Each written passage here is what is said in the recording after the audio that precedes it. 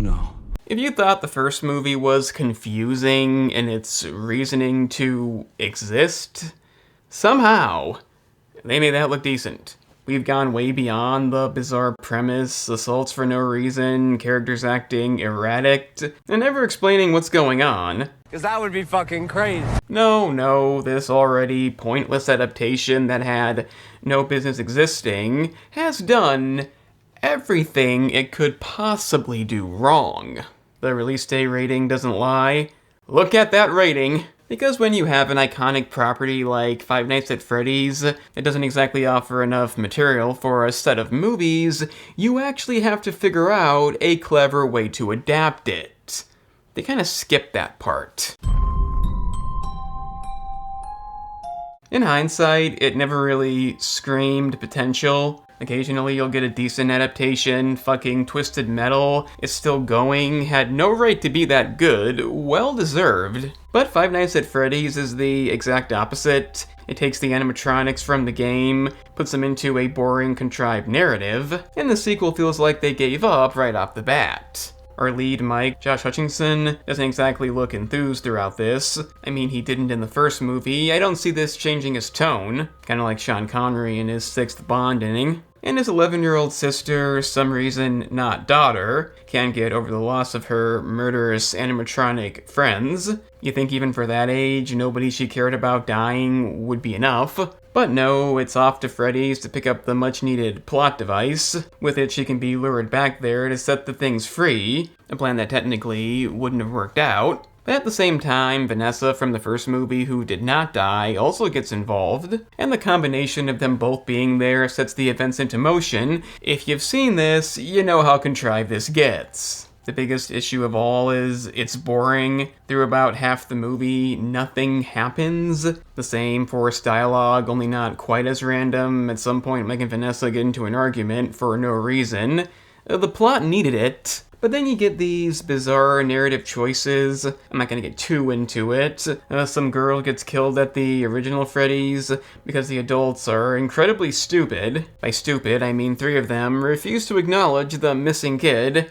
For no reason, they just won't listen. Did that boy have no parents? This leads to a new villain who's relatively easily dealt with. The movie isn't too big on tension. But even though the trailer throws around the idea of half the city's gonna be dead, it hardly even leans in that direction. Is this a joke? Legitimately, barely anything happens. The body count is very low. Yeah, they got the PG-13 rating, meaning it's already kind of fucked. It's definitely not gonna be scary, but the few deaths we do get are okay for what they are. The problem is they only happen because something has to happen. I'm not saying it's completely irrelevant, but it's a situation when you have somebody who looks like they're gonna play a certain role in the movie, then immediately plays that role in the movie, and you don't see them again till the end of the movie. Terribly ingenious. Ironically enough, he's one of 2 characters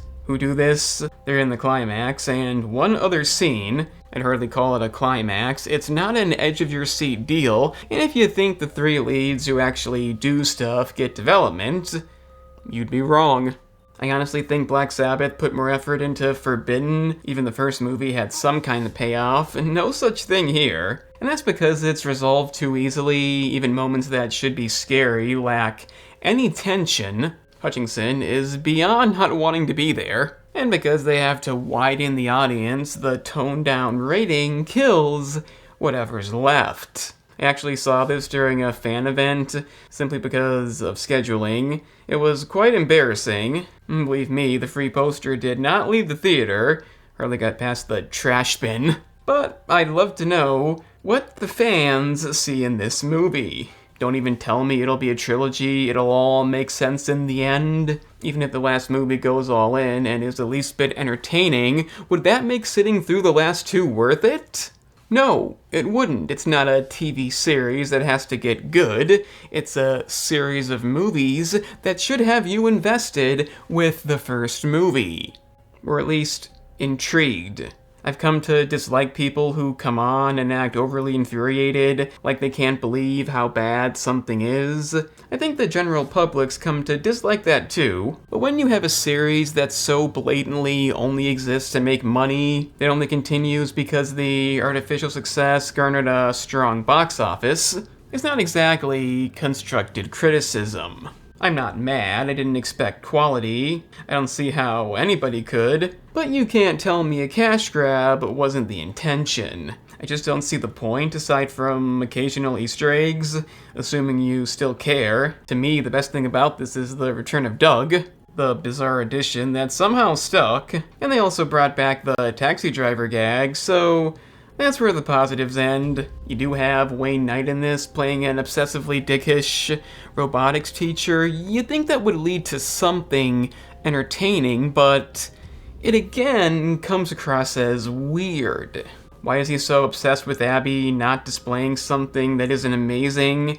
Who acts like this? It wouldn't be so problematic, but important events in the movie happen as a result. Newman's obsession with robotics is more plot relevant than it should be. Confusion! Ending in an outright cliffhanger is insulting, but I guess some people want to see how it ends. In my case, the movie fails in every way you could, and the ending ends up feeling laughable. Not scary, not well written, not really anything. If you're a longtime fan of the game who enjoys being pissed off, has nothing but time to waste, then I guess this works. If not, I implore you, don't buy into this.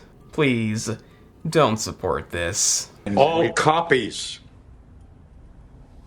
Destroy them. Really didn't want to kick things off here with the worst rating, but what can you do? So, let me know what you thought about Five Nights at Freddy's 2 down in the comments. Like the video, subscribe if you enjoyed, share it if you can, hit the bell to get notified. Recommendations don't come. I'm the cinema analyst because somebody has to be.